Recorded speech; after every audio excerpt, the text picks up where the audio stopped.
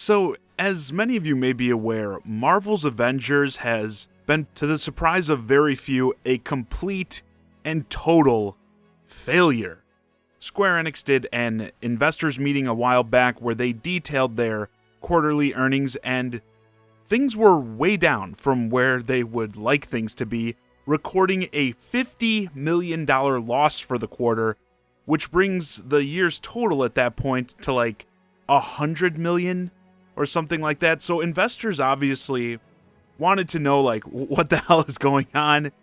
Sure, there are issues with development and that in the age of COVID, but it's like, at the same time, games are definitely selling with people being stuck at home, and this year they launched some big titles, like Final Fantasy VII Remake. So after some pressure, the higher up were pretty much forced to admit that the Avengers game is just flopping hard. Like I said, shouldn't be a surprise to anyone who played it, but it's to the point where the game still isn't even in the black. They haven't recouped the development costs yet. On top of that, it's hemorrhaging the players they do have. With access to the Steam charts and that, we're looking at possibly as much as 96% of the players that they did have gone. They've moved on to something else. As many of you may know, I did a review of the game, and in it I said, I think this game is set to become the next Anthem. Is anyone else getting Anthem vibes yet? And what I found to be particularly funny about this whole thing is that as this is happening, as the Avengers are crippling Square-Enix, Fortnite is over here making bank at the same time off the same property. Probably thinking, like most people, having Avengers in your game is just, it's free money. Like, how hard is it to make money off of Iron Man, Thor, and shit like that? Well, apparently it's hard for some. So I kind of wanted to talk about why I think that is, coming specifically from a content perspective. I have reviewed the game, discussed all the issues, which the game has plenty of, the gameplay loop, microtransactions and that, which I talked a bunch about, but the most striking difference I find right now between the Avengers and something like Fortnite is how they leverage the IP, what they choose to utilize from it. I think this is perhaps the biggest issue with the Avengers game, and it's just so mind-boggling. Like, I can understand you made a game that wasn't as fun to play. Oops, you had poor execution of the games as a service model. But even with those things considered, I don't think an Avengers game should be doing this bad. When you have the hottest IP in the world, you should be able to at least break even with no struggle, like, no matter what you do. And yeah, it just seems crazy to me that you could go so wrong with such simple choices like who to put in the game or who to focus on, what should players be fighting, etc. Like, this stuff shouldn't be hard at all, in my opinion. Like, one of the things I thought was very interesting when I was looking at the excuses they were making about the issues the game is having, they did cite the big advertising campaign that they pushed for this game, which I think is laughable considering, again, the character they put front and center of this whole thing, made the icon of the game, was Kamala Khan, the modern Miss Marvel. Like, the trailers and everything pushed her very hard, and it's like, are you really surprised that that didn't get people to come out for what they thought looked like the Kamala Khan game? And I've seen people, because I said in my review, you don't actually have to play her that much in the story. Like, there are times you're forced to play her, but you mostly can play as other characters too. The issue I had with the story really was just, again, that it was so centered around Kamala Khan. But again, with the way this game was advertised, people were like, oh, I don't want to play a Kamala Khan game. No one cares about this character. So yeah, shockingly, no one wants to play as Kamala Khan with her stupid, gross hands. And of course, you look over at Fortnite and how they're handling the whole Marvel season thing or whatever they're doing right now.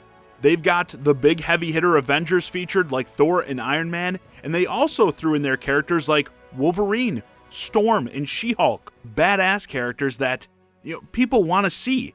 If Avengers had Wolverine in it, I think you could have done double the business right there that the game ended up doing, no joke. Seriously, when you consider how poorly it's doing, I think one character on that level could have made a huge difference. Again, I can see it. I can picture people watching the trailers for Fortnite's Avengers season and being like, oh, Wolverine's in this, and Storm, oh shit. And then it's like, you watch the Avengers and you're going, who is this kid?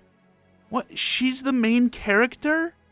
Okay, next game, I guess. Also, with the enemies, the threat, Fortnite has utilized characters like Thanos. I know that was an older thing, but that actually also shows the power of the brand. Like, Fortnite has no problem getting just about any collab they want, but they keep working with Marvel because Marvel is money. And now I think Galactus is the big bad for the current event that's going on. And then you go over here, the official Marvel game has you fighting AIM, a robotics company.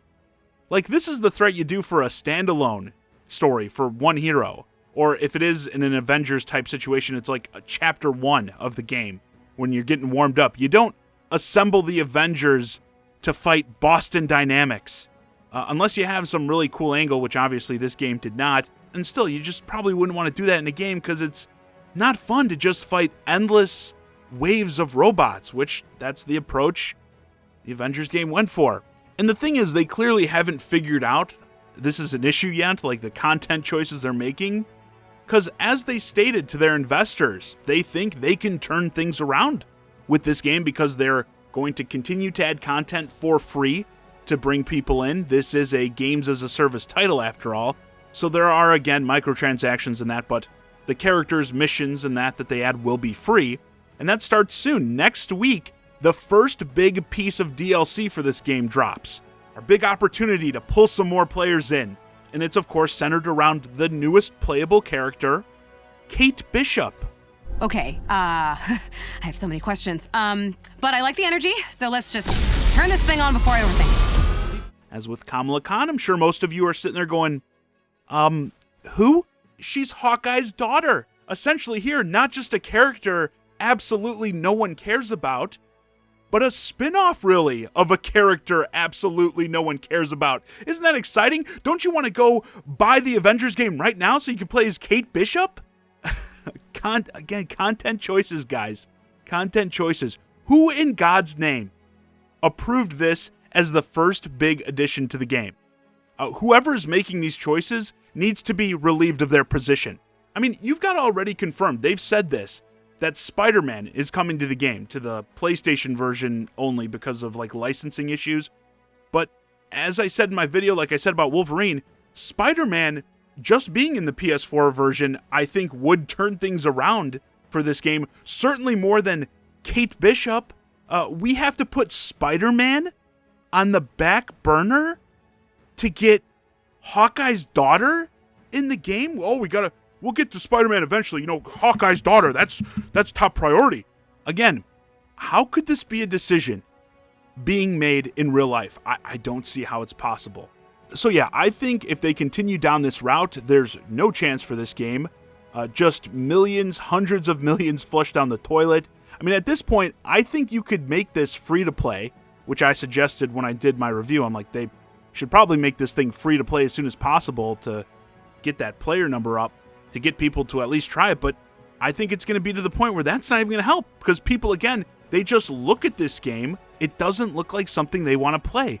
So ridiculous that you have Fortnite, the game where people run around and floss dance, they get in firefights and, let me hide, I gotta build a 14-story house around me. But they're making their game a better Avengers game, a better Marvel game than you are with this, what is supposed to be like the official Avengers experience? Just such a disgrace. And this multiplayer superhero experience is about to turn into like a genre. Don't forget, we've already got Gotham Knights coming out, which I have a similar concern with. You're going to essentially have a Batman game where players don't play as Batman. You play as the supporting cast like Nightwing, Batgirl, Robin, Red Hood, etc. I worry about that choice. Like potentially no Batman in the advertising, the trailers and that. I don't know how that's going to work. And then there's also the Suicide Squad game. Same deal. You team up with others and play as these villain characters. Now, I think with the Suicide Squad game, it's at least smart that they're going after the Justice League. I think it's called like Suicide Squad Kills the Justice League, something like that. I don't know if the Justice League characters are being like mind controlled or whatever, but the Suicide Squad is being sent after them. In the first cinematic trailer, we even got a shot of Superman in it. So it's like you're still going to be able to feature characters that people already really like, like Superman, Batman, Wonder Woman, etc., prominently in your advertising, trailers, and that, which is smart. But yeah, I think these studios should really be taking a hard look at what's going on with the Avengers, because also, it's one thing for these games to fail, and trust me, I have no issue seeing games as a service titles fail spectacularly, but that cost gets offset. They may cut back on other projects and stuff as a result. Or at the very least, those games are going to be weighed on more to do better. I mean, the failure of the Avengers game, is it going to affect, like, how things are handled with Final Fantasy 16? I don't know, it's possible. But yeah, these people, they need to realize, while it should be as easy as the name, I mean, when you have the Avengers license, you should be able to make money. But you have to use it like affected. You have to, when you're taking something that people buy into it because it's just something they like. They like Marvel, they like the Avengers. Well, you have to give them the things they want and actually make those things a focus. It's like bait and switch with some of these characters you're focusing on and adding as DLC. It's like, nobody wants this. Your game's in the doldrums. It's dying a fast, painful death. And your break glass in case of emergency character is Kate Bishop?